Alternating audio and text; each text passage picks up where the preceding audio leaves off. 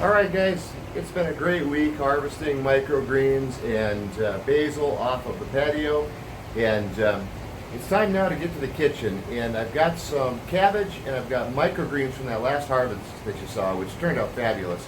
You know, we got a ton of peas, a lot of sunflowers, and I want to mix that together with some cabbage and make a fermented, like a lacto-fermented slop. Between the nutrients of those microgreens and the fact that the lacto-fermentation process amplifies that nutrition, I'm excited that we're going to have a very tasty superfood product at the end of this. So let's move on into the kitchen and let's put some of those microgreens to use. Okay guys, we finished harvesting and cleaning all of the sunflower shoots and pea greens, and I mentioned in the video I was going to do a lacto ferment on some of this, and so I've chopped up some cabbage, and I've got some sunflower shoots, and I've got some pea shoots here, and I'm going to make basically a kraut out of this, but I wanted to add some other vegetables to it. And so I've got a couple things that I'm doing. I do have some water here. This has 2 teaspoons of salt added to it, so it's about a half a quart. So typically about 4 teaspoons to a quart. So I use 2 on this one, and part of that is I'm going to use some of the actual moisture from the cabbage as well. And so I'm going to get this all in here. Get some of it got tucked underneath the other greens here. What I want to do is break some of this cabbage down, and then I want to get the moisture to start coming out of it. So I'm going to add about a teaspoon, a little less than a teaspoon of salt directly to that cabbage. Then what I'm going to do is just mix that around. As I'm mixing it, I'm squeezing, because what I'm doing is I'm breaking down the cabbage. And the salt will start to break down kind of the walls on that cabbage, and as it does that, it'll start to draw the moisture out of the cabbage. And you're going to want to do that for, probably several minutes. You might even do it upwards of 5. I'm not going to do quite that long. It depends on how much cabbage you're doing, and I guess how much of that you want, how much moisture you want. I'm actually going to add some liquid into this ferment, so I'm not going to be as concerned with how much liquid I get out of the cabbage, but I do want to break it down. And already, I don't know if you can see this in the camera, but it's already beginning to break down. Moisture is starting to bead up on the outside of it.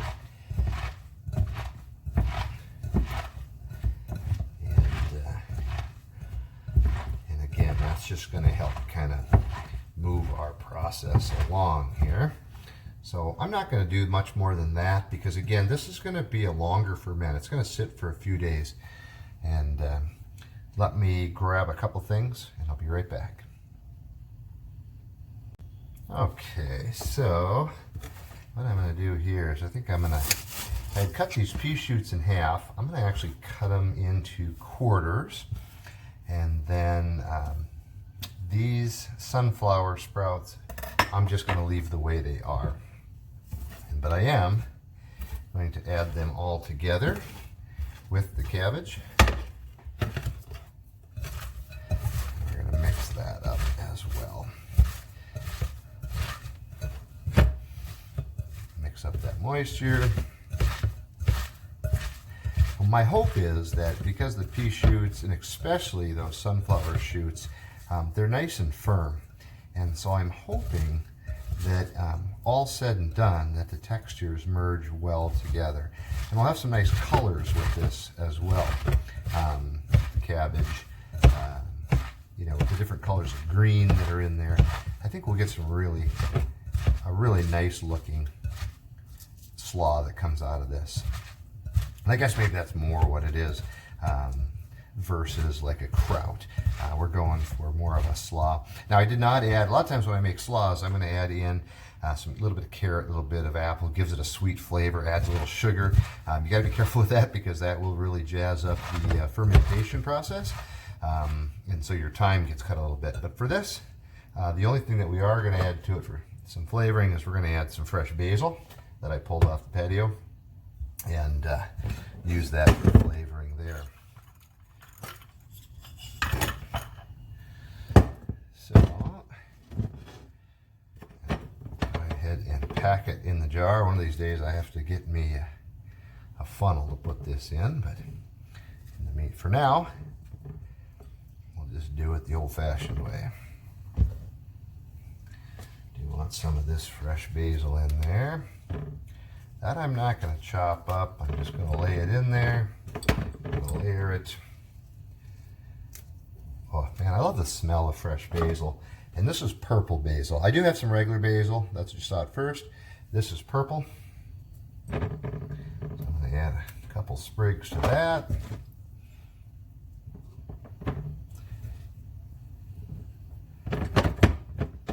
Push that in there. See, if you have the funnel, makes that process just a little bit cleaner. I want to pack it down. We're going to pack it fairly tight as we do this.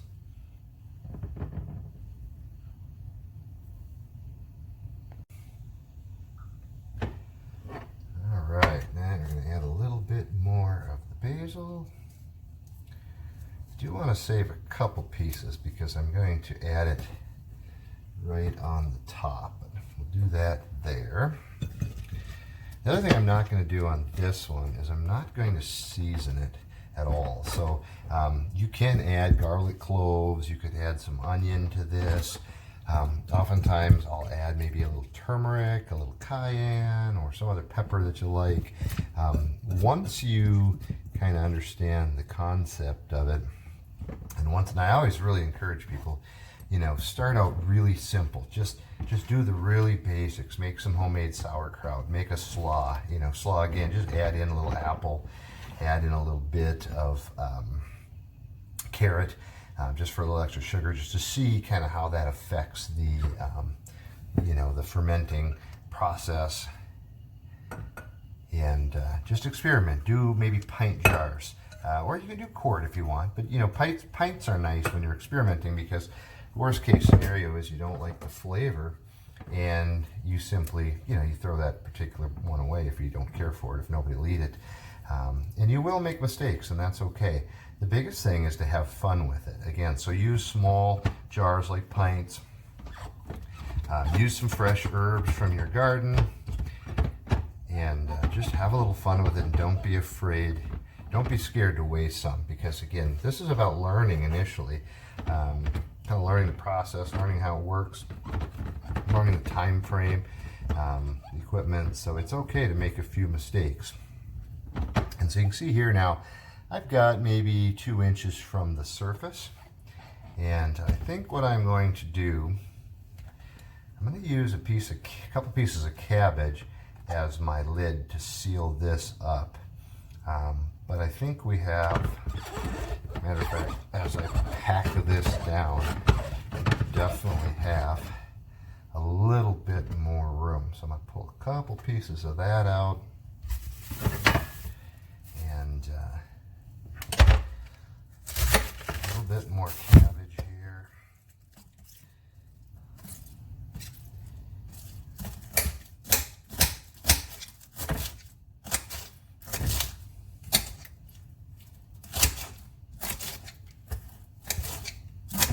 Chop this up a little bit finer than the other stuff that I had on there. Now normally you want to do this all together, and so you'll have oftentimes a little bit more than you're going to use, and that's okay. You know, because you want it all about the same consistency. However, on this particular batch, I'm just going to throw this cabbage up on top for our purposes today. It'll work just fine. It'll just, that initial start will have a little bit different texture to it, and I am okay with that. So I'm going to go ahead and add some of the brine to this. Now you can add the salt to the cabbage and vegetables and let it sit. You know, keep working it for maybe up to 5 minutes. Let it sit. It'll get its own moisture, and you can let it just sit in its own moisture. However, for this experiment for today, for time, I'm going to go ahead and add liquid to it. Now, when you do this, you want to make sure you get all the air out of this. And so you can use a chopstick, works really well. I'm just using my knife here. Basically what I want to do is push this down. You can you might be able to see it. The moisture is going down a little bit as I do this. That's because there's some air pockets in there. And by doing this, you know, we're kind of forcing it down. But then pack it. That'll also help mix it a little bit. Add just a hair more of this. Now what I want to do, this does not have to be exact. I'm just doing kind of a makeshift covering, because what you want to do is you want to have something that kind of holds all the goods down, holds it down inside there. And you can buy things for that. You can buy, there's some weighted rings that work really, really well. I have used, in some of my previous ferments, I used a rock. Actually, it was a rock that we picked on the beach. And that worked really well. Of course, I cleaned it very well first, but it did work very, very well. And then what you want to do is you want to make sure the liquid is covering everything. So let me just finish tucking the corner there. I don't know if you can see that, but the liquid is over my new cover. And then you want about 1 inch between the water and the top, because it will, more moisture will come out. And so that's about 1 inch there, you can see. And then you can use a regular lid. You can use, I actually just ordered some that sit across the top and have a built-in vent, or you can use these fermenting lids. Since my ordered ones have not arrived, I am going to be using this one.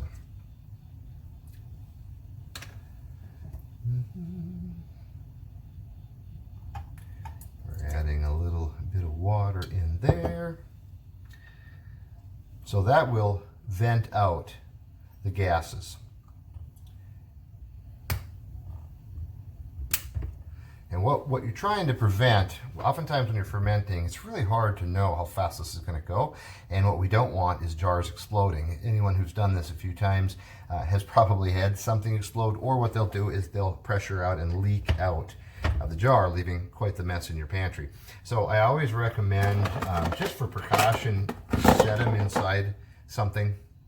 You know, have them sitting inside there. That way, if something does go wrong, you know, it goes into the bowl instead of all over your pantry. Some type of fermenting lid works really, really well. If you don't use that, you can use a regular jar lid. Just make sure that you burp them every day. Don't miss a day, because you don't want the pressure to build up. So burping, it just means you come out and you take that lid off, you let the gases out, and then you put the lid back on, and that keeps those jars from overpressurizing. But this one here, again, this will let the gases out, let the pressure out. I'm going to let this sit now. I'm going to probably let this go for 6-7 days. I'll try it in about 3 days, try the flavor and see what it's like.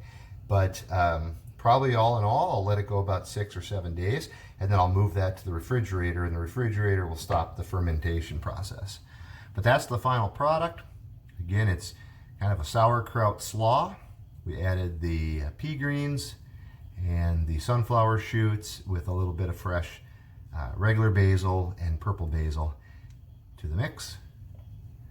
And 7 days from now, that will be a tasty treat. All right, guys, this is the final product of the sauerkraut slaw using the microgreens. And as you can see, this is not the first testing. This actually was used last night for sampling, and then it was used a little bit today as well. Pairs up, turned out really nice, first of all, and I end up only leaving it about 4 or 5 days. And I like when the kraut has a crunch to it. So you can still get a little bit of the sweet of the cabbage, but you get that sauerkraut, that sour effect. And at about 4 to 5 days, it really had that feeling to it.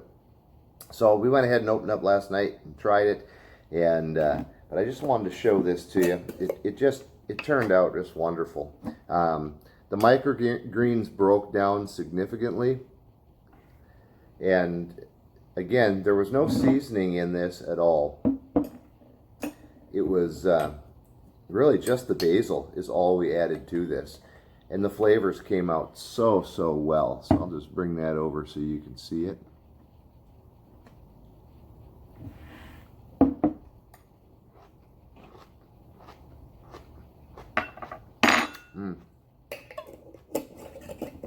So good. It's got a crunch. So again, we could have left it go another even 5 or 6 days if we wanted. Would have lost a little more crunch. But as you crunch into it, it's got a little bit of that sweet cabbage flavor. The sour comes on of the sauerkraut, and then it blends in with this nice punch from that basil. It turned out really well. It looks good.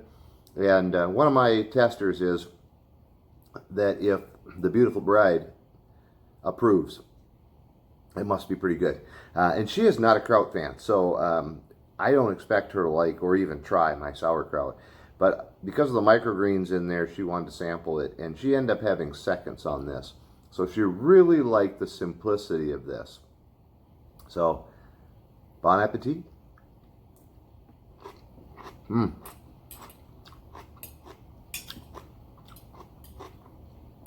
This pairs incredibly well with sausage.